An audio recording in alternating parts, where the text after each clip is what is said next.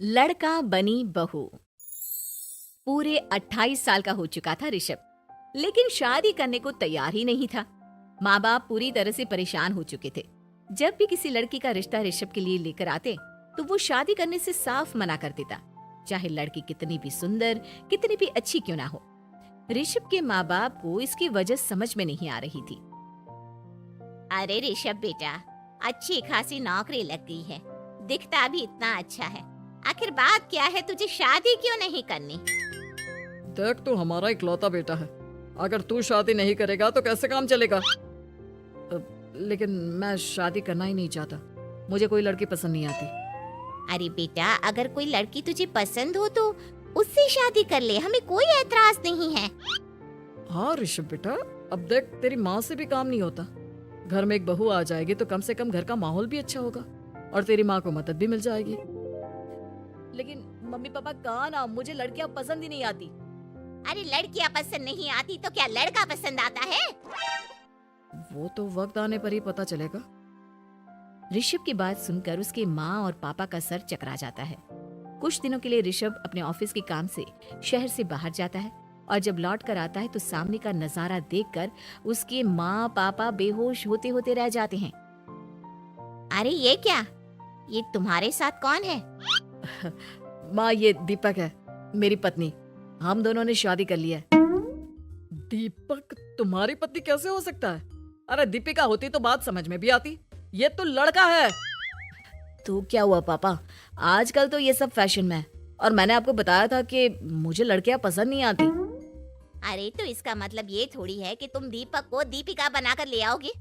मुझे बहू चाहिए, बहू के रूप में, ये आदमी नहीं। लेकिन मम्मी जी, मैं आपकी बेटी से बहुत प्यार करती हूँ, मेरा मतलब करता हूँ। अरे इसको तो करता हूँ करती हूँ का अंतर भी नहीं पता। लेकर जाए इसे वापस।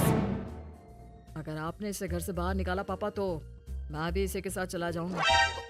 मैं ऋषभ के बिना जी नहीं सकती, मेरा मतलब जी नहीं सकता। हमारा जिंदगी भर का साथ है, प्लीज हमें अलग मत कीजिए मम्मी जी, पापा जी। हे भगवान, ये तूने क्या दिन दिखाया? मेरे बेटे को थोड़ी अकल दे दे, लड़के को बहू बनाकर घर में ले आया है। अब क्या होगा, हम दुनिया को क्या मुंह दिखाएंगे? माँ, बेकार में परेशान हो रही हो। दीपक आपके सारे काम करेगी और एक अच्छी बहू की तरह आपके साथ रहेगी, देखना। पहले तो खुद तो क्लियर कर ले कि यह कुछ करेगा या करेगी, बाद में हम सोचते हैं कि हम क्या करें। बहू के आने के बाद क्या करते हैं, मुंह दिखाई की रस्म, तो आप भी वही कर लीजिए। आप चाहे तो मैं पूरे मोहल्ले में न्योता दे आती हूँ। अरे रहने दे, तेरी वजह से बेइज्जती और ज्यादा होगी। आई बड़ी, अब मेरा मतलब है आया बड़ा न्योता देने वाला। अगले दिन सुबह के वक्त दीपक बड़ी नजाकत से चलता हुआ सबके लिए चाय बनाकर सुबह सुबह बालकनी में आ जाता है। प्रणाम मम्मी जी, प्रणाम पापा जी। ये देखिए, चाय बिल्कुल आपकी पसंद की है। मुझे ऋषभ ने सब कुछ बता दिया था कि आपको क्या क्या पसंद है। हे भगवान, ये सब क्या हो रहा है? ये क्या नौटंकी है? नौटंकी कहाँ है? माँ देखिए तो, मेरा दीपक आपका कितना ख्याल रख रहा है। लाओ, अब जो भी है जैसी भी है, चाय पियेंगे ही सही। थोड़ी देर के बाद, वैसे दीपक, चाय तो तुमने बहुत अच्छी बनाई है, चलो कुछ तो अच्छा हुआ। अगले दिन, अजी सुनते हैं, आज पैरों में बड़ा दर्द हो रहा है, लग रहा है घुटनों में फिर से कुछ न कुछ प्रॉब्लम हो रही है। डॉक्टर ने वो दवाई दी थी, उसकी मालिश करो ना अपने घुटनों पर, आराम मिल जाएगा। वो क्या है ना, खुद के हाथों से ठीक से मालिश नहीं हो पाती। अरे मम्मी जी, आपको परेशान होने की क्या जरूरत है, मैं हूँ ना, लाइए मैं आपके पैरों पर मालिश कर देता हूँ, मेरा मतलब कर देती हूँ। अरे रहने दे, घर में बहू होती तो सेवा करती, यहाँ तो आदमी बहू बनकर बैठा हुआ है। मम्मी जी नाराज मत होइए, एक बार मुझे मौका तो दीजिए आपकी सेवा करने का। अच्छा ठीक है, ये ले दवाई लगा दे। दीपक बहुत अच्छे तरीके से घुटनों की मालिश करता है।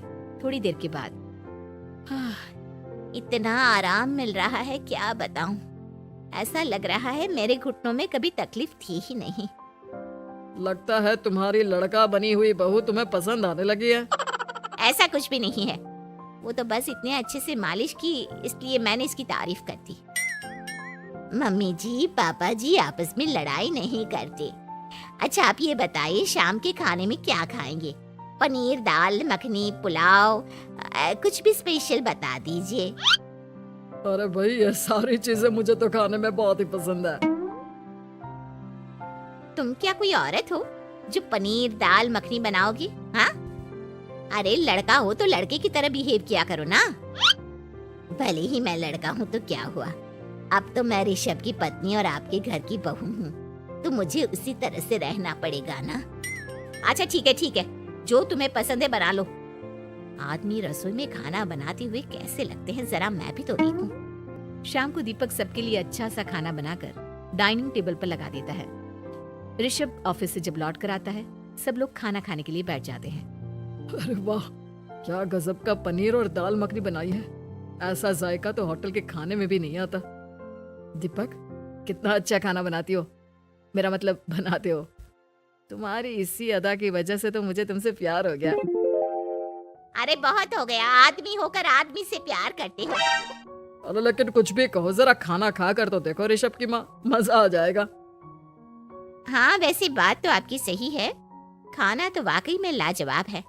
इतना स्वादिष्ट पनीर तो मैंने अपनी जिंदगी में नहीं खाया। इतना अच्छा होता अगर ये दीपिका होती। और फिर अगली सुबह कुछ ऐसा होता है जिसे देखकर ऋषभ के माँ और पापा ना केवल खुश होते हैं बल्कि हैरानी से उनकी आंखें फटी की फटी रह जाती हैं।